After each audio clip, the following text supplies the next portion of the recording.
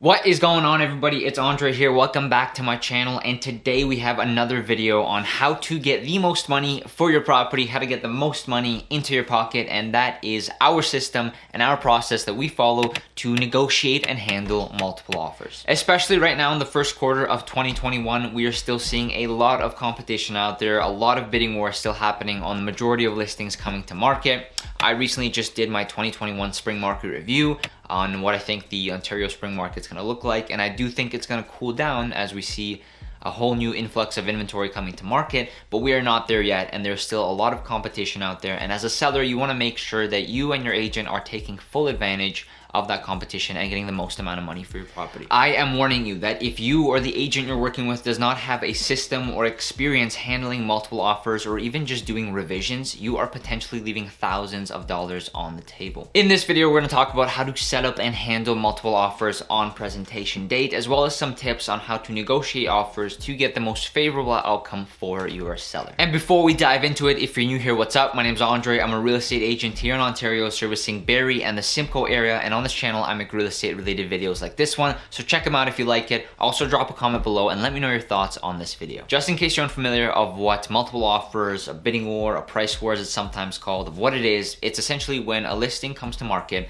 and attracts a lot of demand, usually to a number of reasons. Sometimes it's priced really low in a balanced market and it gets a lot of buyers looking at the property even though they have the intention of selling higher.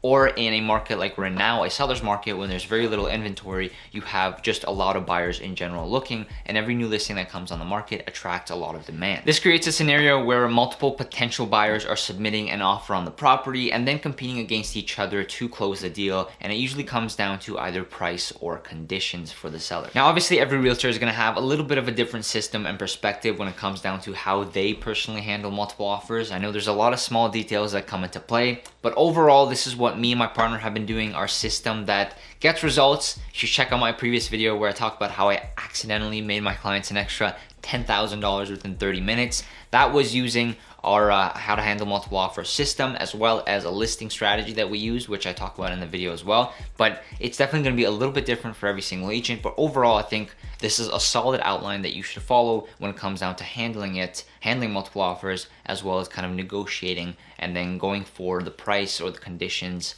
or various aspects of the offer that you want. So to start it off, for step number one, make sure you get a list of all the showings that took place on your property. Now, you can do this personally if you manage all the showings that come and go. You can do it through brokerbay or showingtime, where you just print off a list of all the agents that showed your property, or you can go to your office because they usually have a record of it as well. And I personally like to get just a physical printout of every single showing that happened, the agent's name, the contact information, the brokerage name, the brokerage information, and all that type of stuff, and just have it out in front of me before I start calling them. Step number two would be to sit down and personally call every single agent that showed your property. Now, in a market like this where you're getting maybe 60 to 80 showings throughout the period of a couple of days, you might want to start early in the morning, like 9 or 10 a.m. But if you've only had 10 to 15, 20 showings, you can probably do this just a few hours beforehand. And this is great because it also applies to preemptive offers, where if you've been on the market for 2 to 3 days and you've had X amount of showings and you get a preemptive offer that the sellers potentially want to look at or accept, I would print it off and call every single agent that showed your property to see if you can get them to send another preemptive offer and actually have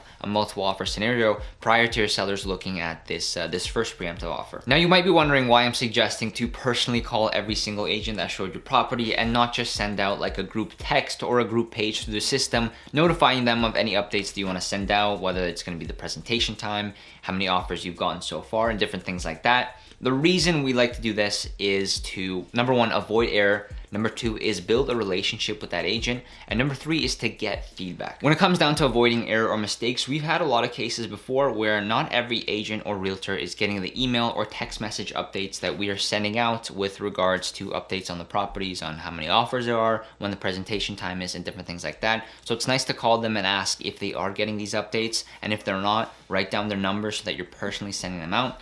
The worst thing you can do is have a cooperating agent that is not getting any updates at all, but has a really high paying buyer and would have paid more for your property if they had known that you had, X amount of offers, or maybe they even just missed the presentation time because you weren't able to connect with them and communicate the fact that, listen, are you getting updates? Is everything working as it should be? Secondly, I think it's really important to start slowly building a relationship with these cooperating agents that are hopefully going to be offering on your property. Maybe it's just me, but if the first time I'm hearing from the listing agent is at 7 o'clock at night when I submitted my offer at 3, and we've had no prior communication since then, and the agent is calling me asking me to up my price, mentally I think I have a little bit of a dry approach to it and less incentive to do so, and also adds a lot of pressure on me and my clients, because it would have been great to communicate along the way where I could have actually maybe got a revision on paper and sent it over by 7 p.m. and not just had a phone call saying, hey, the other offer's revised, are you gonna revise? Now I have to text my client, they're stressed, we have to get it done within like 5-10 minutes. And just like overall, it's great to build a prior relationship with these cooperating agents. And the most important reason as to why you should personally call every single agent that showed your property is to get immediate feedback. These are realtors that are out in the market showing properties, and they will let you know whether or not their clients are planning on bringing an offer or not. And that is a great way to start planning ahead of time. For example, if you call 20 agents and all 20 said, you know what, we're gonna be bringing an offer, then you wanna make sure that you have enough time and prepare your clients to kind of deal with all that.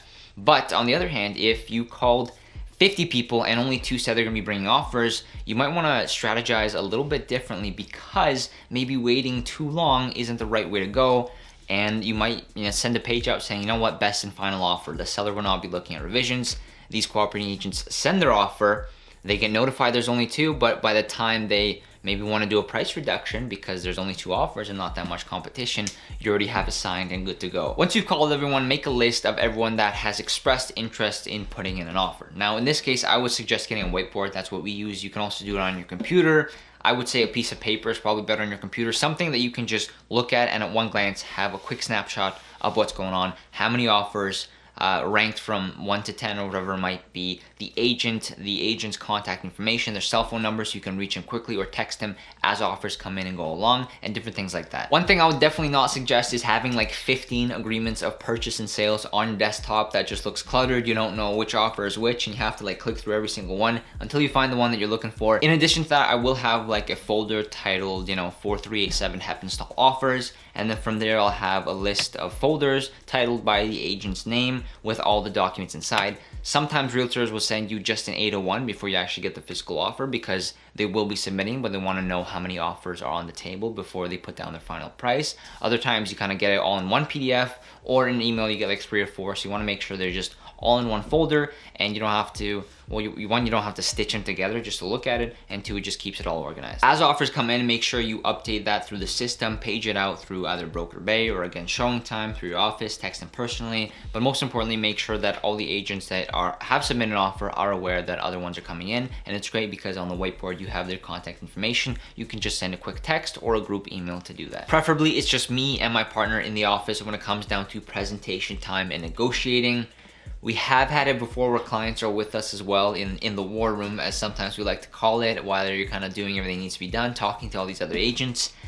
I don't really prefer it. I think it impacts judgment and performance just a little bit. When it comes down to the final hours of offer presentation and negotiating, there's already a huge responsibility on the realtors, and overall just a really stressful situation. And I feel like having your clients there listening on every single conversation, everything that's being done, just adds a little bit of unneeded pressure, and it takes away from your overall focus, because obviously there's questions being asked, there's conversation happening in the background, all the while you're trying to manage and handle and negotiate these offers. Trust me, it's not as easy as $1 Million Listing or Selling Sunset makes it look. You have to be calm, collected, and efficient with every situation to achieve the goal that you want to achieve. Some realtors I know like to have their clients physically sign the paperwork after all the negotiating is done or the offer has been chosen. We've done that too, where we take the final copies, drive over to the client's property, have them sign, scan it, email it over, but the bulk or the most important work is done in the office, preferably alone, through DocuSign to make sure it's all on paper, on the whiteboard to make sure any changes are going on, and obviously on the phone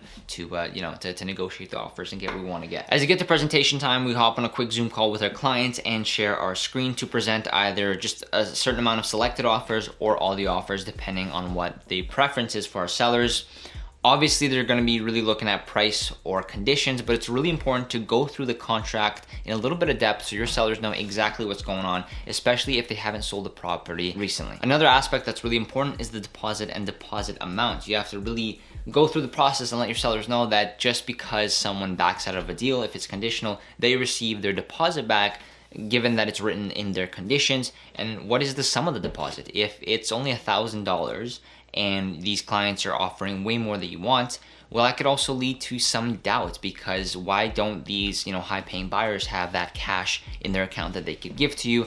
You also have to, explain the fact that if a deposit is not given within the set amount of time, there is no deal. The deposit is essential to making the contract legal and come together. So even they might be offering $2 million on your property. If they don't give you that $1,000 deposit within 24 hours of the next business day, you don't have a deal. So that's something that you have to go over, as well as making sure all the leased items are listed, the chatels included, fixtures, and different things like that. After that quick presentation and Zoom call, it's now the money-making time, which is obviously what this video is about. Like mentioned before, if you are just getting all these offers submitted and having your sellers pick the right one and not going back for revisions or trying to do any type of negotiating, there's a really good chance that you're potentially leaving thousands on the table. Obviously, depending on your listing and pricing strategy, after this call with your clients, you get back to work on revisions. Now, when it comes down to revisions, sometimes it's as simple as just being organized, calling every agent back, letting them know that they have an opportunity to improve their offer if they choose so, and letting them know whether or not the other offers have chosen to do revisions or not.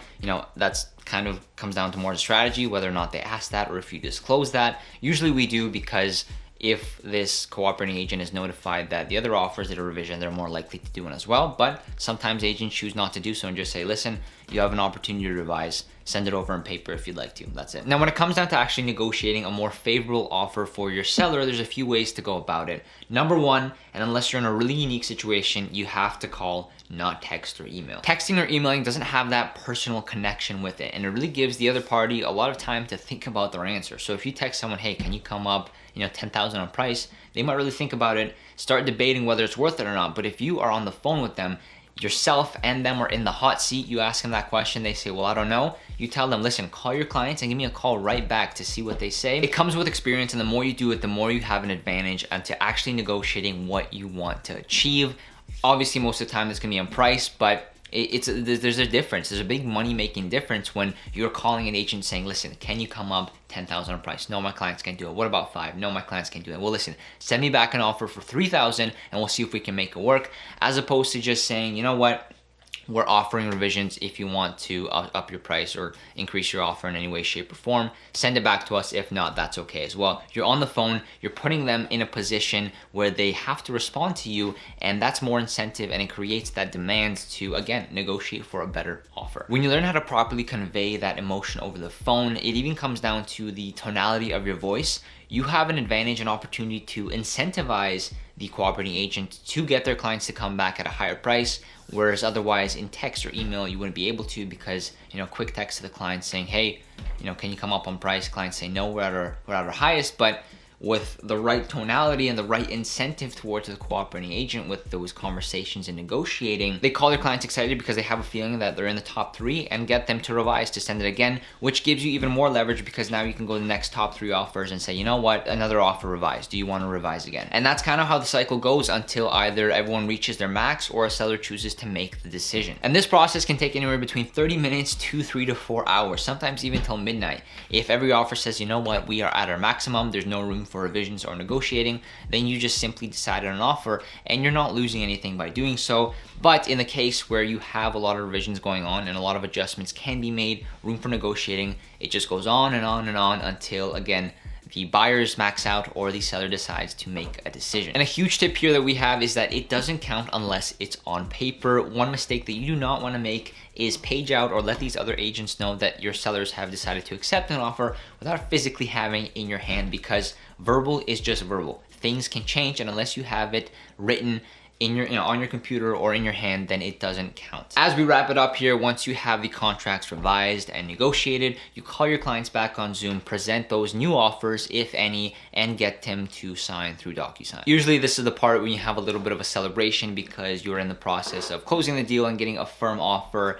Hopefully your clients are thanking you for all the hard work that you've done and for the fact that you've been able to negotiate an even higher price than what was originally presented to you. And when everything is signed, make sure you send it off to the other agent to acknowledge. Once that is acknowledged, page it out to all the other agents, letting them know that an offer has been accepted, because there's nothing worse than just being left in the dark and not hearing back until, you know, the next day or the next day after that when you see the updated sale price. Just let the other agents know out of respect that an offer has been accepted and you appreciate their hard work on trying to make it happen. And hopefully this video isn't 2 hours long, but it doesn't actually end there. Unless you have a deposit submitted and recorded for to your office, there is no deal. So good practice to do is to edit the listing, let them know that an offer has been accepted, but do not in any way, shape, or form publish the sale price without actually having the deposit received by your office. And once that is done, you have your closing processes, walkthroughs, and then finally title transfer date. And that is a complete in-depth review on our process of how we handle and negotiate multiple offers. It comes down to experience. The more you do it, the better you get at having those extremely stressful conversations with these other agents when it comes down to, you know,